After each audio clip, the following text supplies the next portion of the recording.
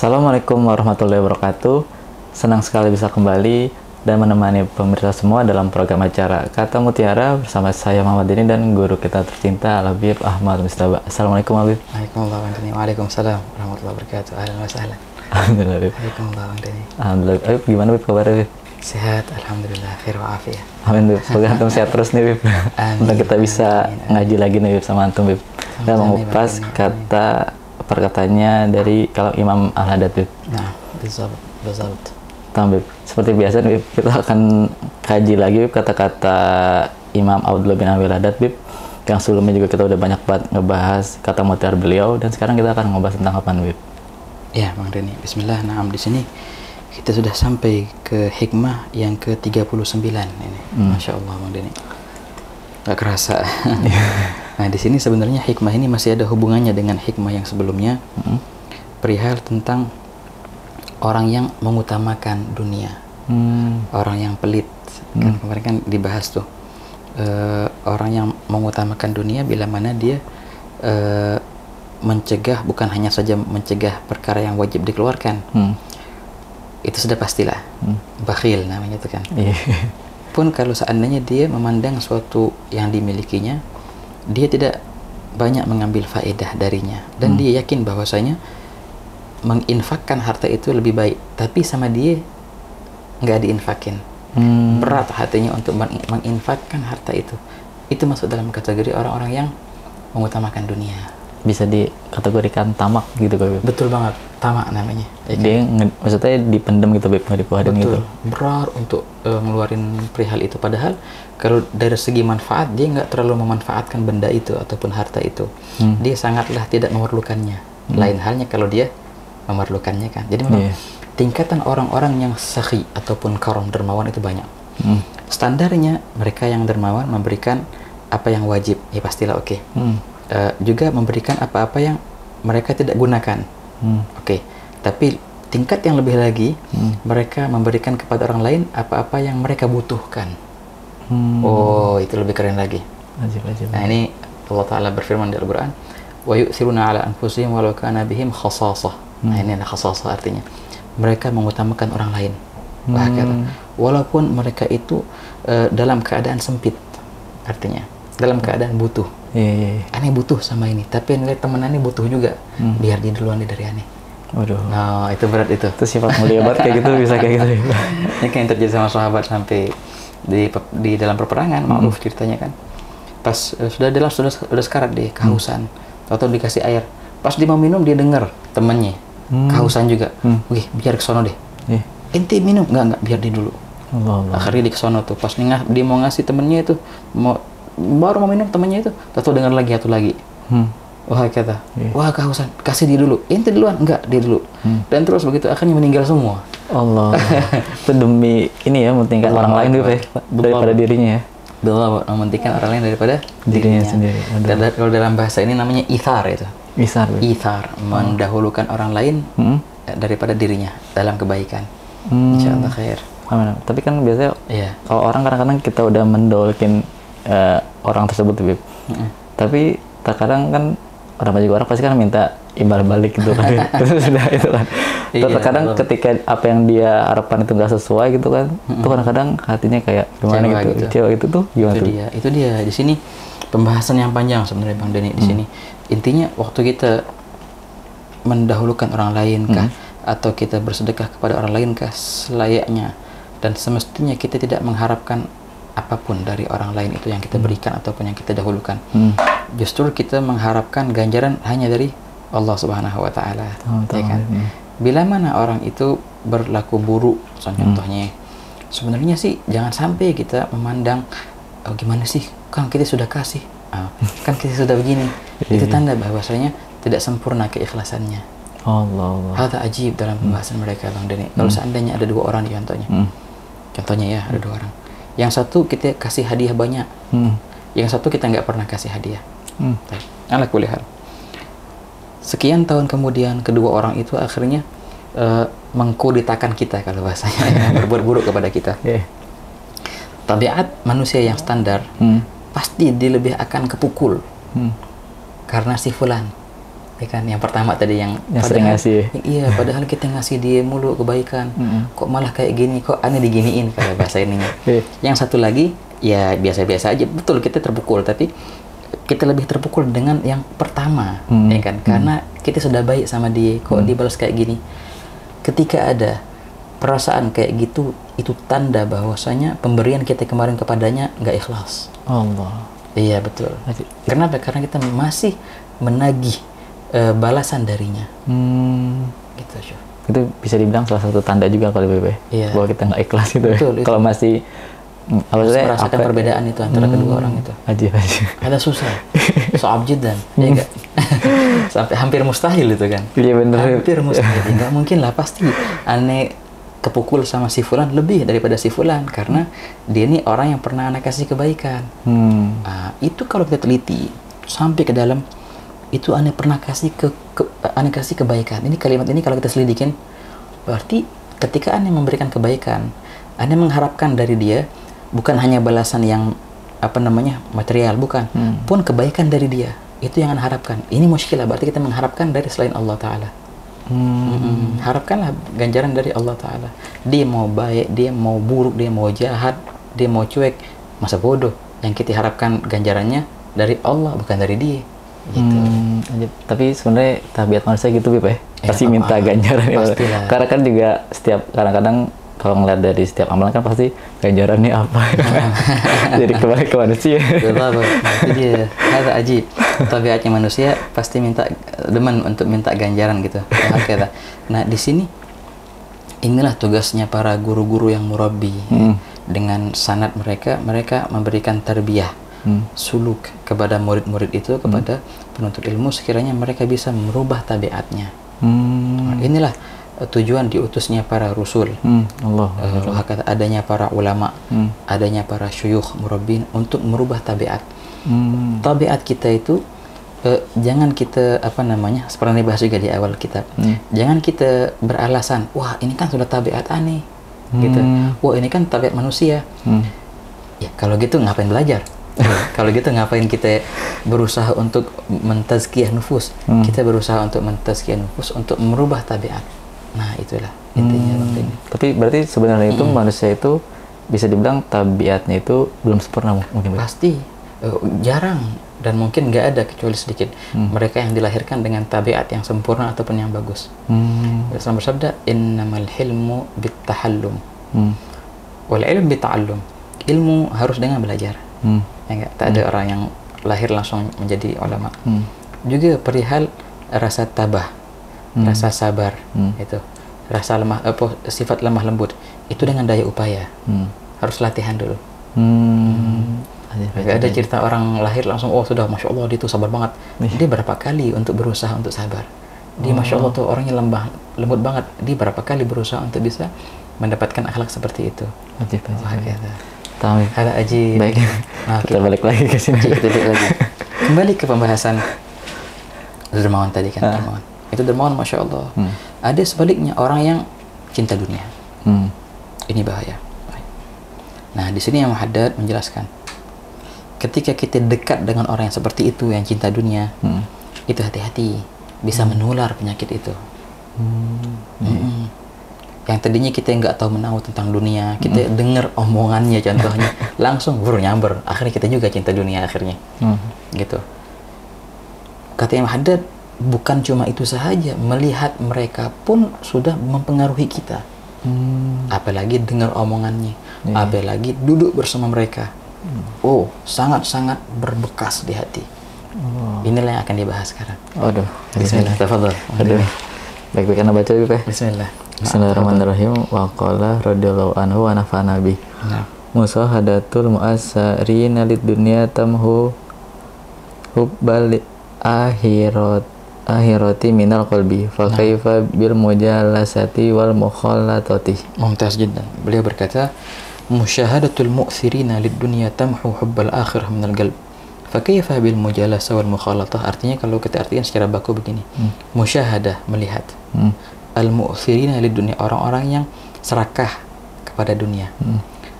Melihat mereka itu, itu tamhu akan menghapus hubbal akhirah, cinta kepada akhirat, minal qalb dari hati.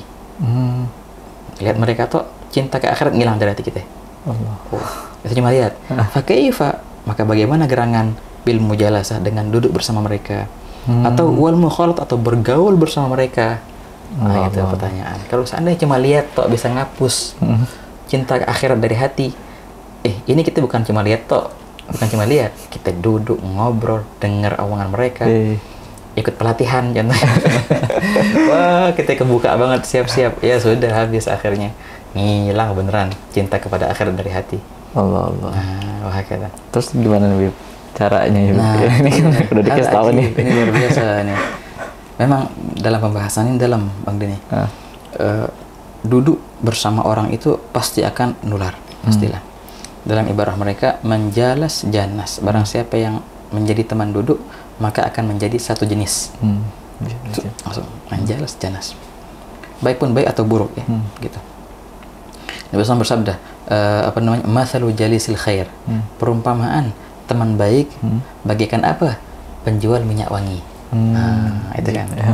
Bila mana engkau tidak dapat minyak wangi itu, paling tidak kau akan mencium aroma wangi darinya, kenikmatan. Nah, kalaupun kita nggak dikasih minyak wangi sama dia, tapi dekat sama dia, apaan? Kita enak. Paling nggak dapat baunya enak. Baikannya dia. Nah, ini perumpamaan orang yang baik. Orang baik. Artinya kalau kita nggak nular, paling nggak kita melihat akhlak baiknya. Suatu nikmat itu, nikmat lihat dia. Juga sebaliknya. Masalu jali sesu, perumpamaan teman buruk adalah orang yang mendekati atau menjadi temannya tukang besi. Maksudnya apa? Bisa jadi kalau ente dekat sama dia, baju ente bolong gara-gara kena percikan api las tuh. Gitu kan. Wah, bahaya banget. Bolong baju kita. Atau paling enggak, wah ini jauh-jauh sama dia, ya paling enggak ente bakal keciuman bau enggak enak. Bau besi. Benar. Walaupun kita menjaga baju kita dari jauh, tapi kecium bau aroma enggak enak, ya pasti itu enggak bisa dihindarkan. Begitu pula ketika kita dekat dengan orang-orang yang mempunyai sifat buruk, kita akan menular. Atau paling tidak kita akan melihat dari dia sifat yang tidak enak, yang mengusik hati kita. Itu paling enggak. Berarti di sini Islam itu ngajarin kita buat milih-milih teman gitu, Beb? Pasti. Itu nggak apa-apa, Beb? Wah, bukan wajib. Maka nggak tahu kan, biasanya kan orang kan kalau kita milih teman gitu kan tersangka, so suci lu maunya sama teman baik aja, nggak mau nongkrong kita gitu lah. Nah, oke. Ini begini cara nyikapinnya. Biarinlah omongan orang, terserah. Ini demi keselamatan dunia akhirat kita. Kenapa? Karena begini. Rasulullah bersabda, "Al-mar'u 'ala dini khalilih, falyanzur ahadukum man yukhalil." Seseorang itu, ini ibarah yang sangat tinggi, luar biasa. Nabi SAW menggunakan kalimat din, agama. Agama seseorang itu tergantung temannya. Sampai segitunya? Sampai segitunya. Bukan cuma sifat saja. Enggak, ini agama perihal yang susah untuk dirubah. Prinsip, lebih dari prinsip, agama. Itu pun bisa terpengaruh. Agama seseorang tergantung atas temannya. Maka falyanzur ahadukum, maka hati-hatilah. Bila mana engkau memilih teman, kata Rasulullah. Falyanzur ahadukum man yukhalil. Itu pasti. Begini, jangan jauh-jauh. Contohnya, kalau kita mau tahu nih, fulan siapa sih? Oke. Tahu nggak sama fulan? Wah, nggak kenal. Gimana cara ngenalinya? Siapa sih temannya? Dia duduk sama siapa? Oh, tuh teman tongkrongannya fulan. Langsung kebayang. Oh, berarti kayak gini dia.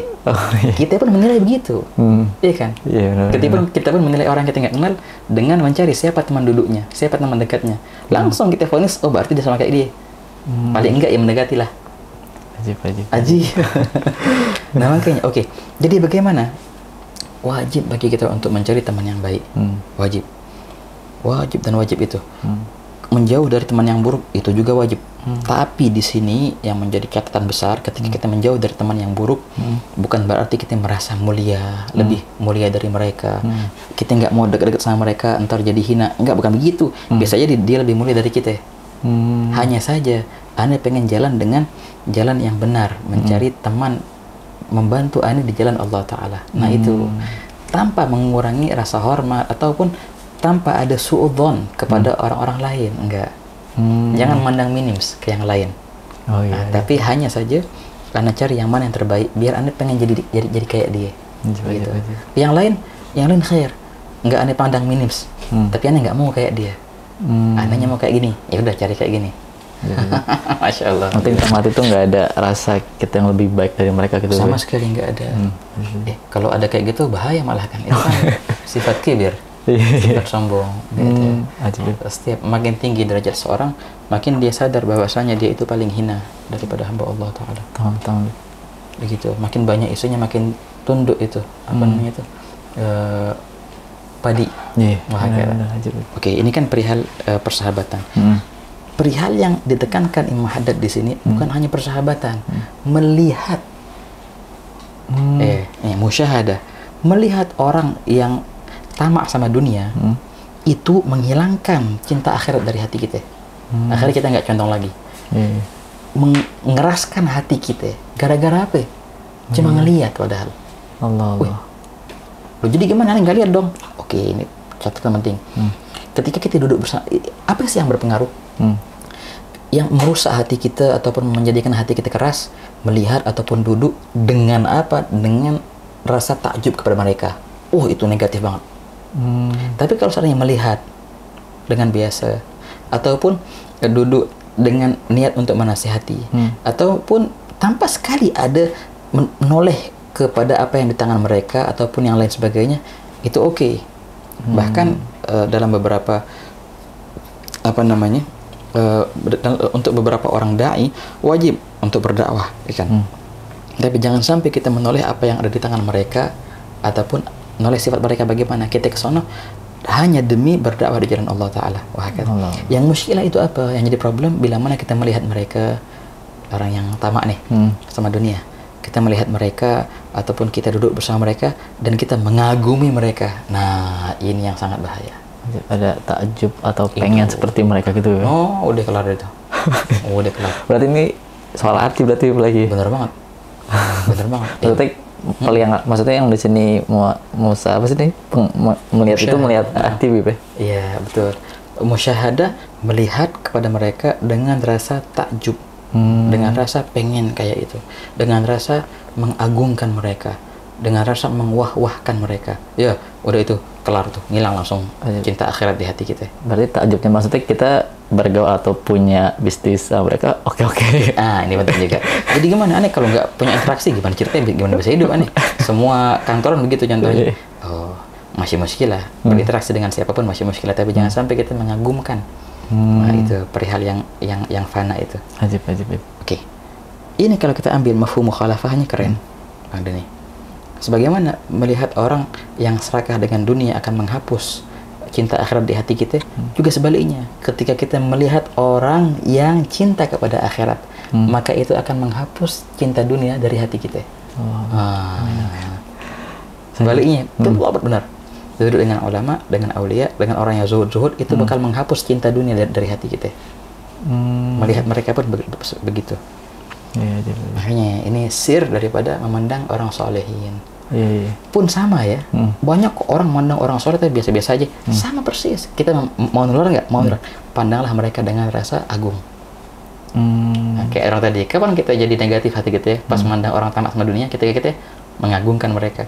Pun sebaliknya, kalau kita pandang orang soleh dengan mengagumkan orang soleh itu, insya Allah kesolehannya akan nyamber. Tapi kalau kita pandang mereka dengan biasa aja, ya biasa aja. Persis. Ajib. Makanya orang dulu banyak banget ya, orang foto-foto orang soleh itu kan. Jangan jadi di antaranya foto-foto atau melihat langsung. Selagi kita bisa lihat langsung, maka lihatlah. Dalam beberapa asar kan ada riwayat ajib ini. Tiap-tiap pandanganmu kepada aulia, kepada orang-orang soleh dengan rasa pengagungan kepada mereka, maka tiap-tiap pandangan itu Allah Ta'ala ciptakan malaikat untukmu, dan itu malaikat beristighfar dan pahalanya diberikan kepadamu sampai hari kiamat. Tiap-tiap pandangan itu. Masya Allah. Makanya banyak-banyak memandang orang solehin. Suhbatul khair lil qalbi dawa tazidu lil qalbi nasyatan wa guwa. Berdekat dengan orang soleh, menjadi teman mereka orang soleh, itu obat dari hati, obat untuk hati, dan itu menguatkan kekuatan untuk ketaatan. Wa sahabatul asyrari da'un wa ama tazidu lil qalbi sagimis sagama. Dekat kepada orang yang buruk itu penyakit yang menambahkan kebutahan bagi hati yang telah buta. Gitu katanya. Iya, Anda juga pernah dengar hadis tuh kan, ketika ada sahabat dia ada duduk sama Rasulullah, terus dia ke rumah keluarganya, dia kan kado Rasulullah, kalau Anda nikah sama antum nih imannya ada sekuat ibadahnya kan, tapi pas sampai rumah kok beda gitu kan. Itu Ajib. Betul banget. Pasti kedekatan dengan solehin itu berpengaruh. Gal Sayyidil Habib Umar bilang kayak gini, man jalasal muflih kaif la yuflih. Barang siapa yang menjadi teman duduknya orang yang beruntung nanti di akhirat, bagaimana mungkin dia tidak beruntung juga? Artinya pasti akan beruntung juga. Juga sebaliknya, wa man jalas ghair muflih kaif yuflih. Barang siapa yang menjadi teman duduknya orang yang celaka di hari kiamat, bagaimana mungkin dia beruntung di hari kiamat? Tamam. Baik, ajib ada pembahasan kita kali ini, Bib. Ya udah, Bib. Kita sudah dulu episode kita kali ini, Bib. Kita kembali lagi di episode berikutnya. Dan juga makasih banyak bagi para jamaah yang telah menyaksikan program Kata Mutiara dari awal sampai akhir. Saksikan terus Kata Mutiara bersama guru kita Al Habib Ahmad Mustaba. Saya Muhammad Deni pamit menukan diri. Assalamualaikum warahmatullahi wabarakatuh.